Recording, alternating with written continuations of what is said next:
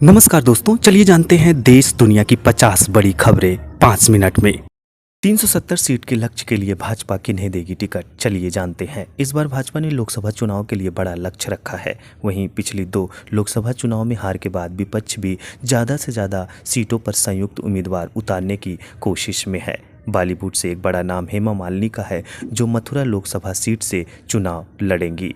भोजपुरी पवन star Pawan Singh Bengal की Asansol seat से भाजपा उम्मीदवार बने हैं।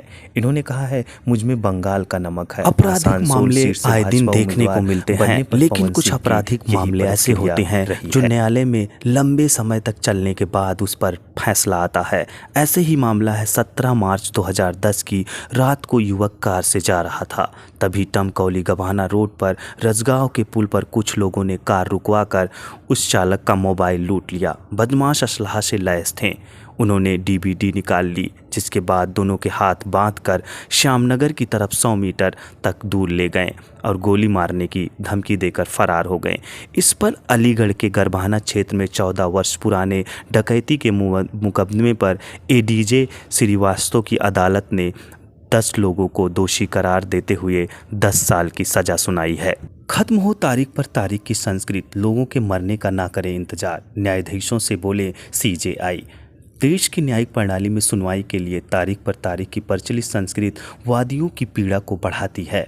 अदालतों को मामले का फैसला करने के लिए नागरिकों के मरने का इंतजार नहीं करना चाहिए। शीर्ष अदालत के मुख्य न्यायाधीश चंद्रचूड़ ने यह टिप्पणी की।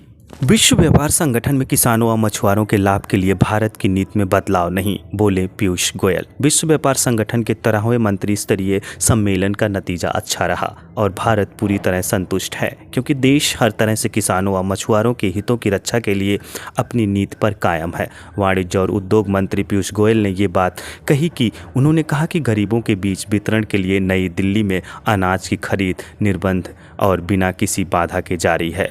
पाकिस्तान के परमाणु कार्यक्रम के लिए चीन से भेजी जा रही थी खेप, भारतीय अधिकारियों ने पोत को रोका। भारतीय सुरक्षा एजेंसी ने चीन से पाकिस्तान जा रहे एक पोत को मुंबई के नौहा शोवा बंदरगाह पर रोका। कराची जा रही इस पोत को शक के आधार पर रोका गया। ऐसी सूचना थी कि इसमें संदिग्ध सामान ले जाया जा रहा है। संदेश खाली को लेकर पीएम मोदी ने ममता सरकार पर साधा निशाना, तृणमूल कांग्रेस ने किया पलटवार। प्रधानमंत्री नरेंद्र मोदी ने पश्चिम बंगाल के उत्तर 24 परगना जिले के संदेश खाली में यौन शोषण और जमीन कब्जाने के आरोप को लेकर तृणमूल कांग्रेस पर निशाना साधा। उन्होंने आरोप लगाया कि टीएमसी नहीं चाहती कि आरोपियों को गिरफ्तार किया जाए। वहीं मुख्यमंत्री ममता बनर्जी ने पार्टी पर पलटवार करते हुए कहा, प्रधानमंत्री केवल चुनाव से पहले ही राज्य का दौरा करते हैं।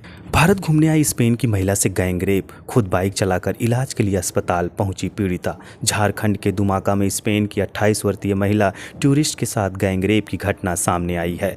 यहां हंसडीहा थाना क्षेत्र में महिला बाइक से अपने पति के साथ पहुंची थी। जब वह टेंट में सो रही थी, उसी दौरान 8 से 10 लोगों ने उससे दरिंदगी की और पीटा। सरकार हर साल कम कर रही गेहूं खरीद का लक्ष्य, इस बार 3.2 करोड़ टन हुआ तय। साल 2024 में गेहूं के रिकॉर्ड उत्पादन होने का अनुमान है। हालांकि इस बीच सरकार ने 2024-25 रबी मार्केटिंग सीजन में गेहूं खरीद का टारगेट पिछले सीजन में गेहूं खरीद के टारगेट से घटा दिया है। सरकार द्वारा दी गई जानकारी के मुताबिक साल 2024-25 में रबी मार्केटिंग सीजन के लिए गेहूं खरीद का लक्ष्य 3 से 3.2 करोड़ टन तय किया है। अंतर्राष्ट्रीय महिला दिवस हर साल 8 मार्च को विश्व भर में मनाया जाता है। यह दिन महिलाओं की सामाजिक, आर्थिक, राजनीतिक और सांस्कृतिक समानता की मांग को उजागर करने के लिए समर्पित है। इस दिन को मनाने की शुरुआत 1908 के बाद हुई, जब अमेरिका में मजदूर आंदोलन हुआ।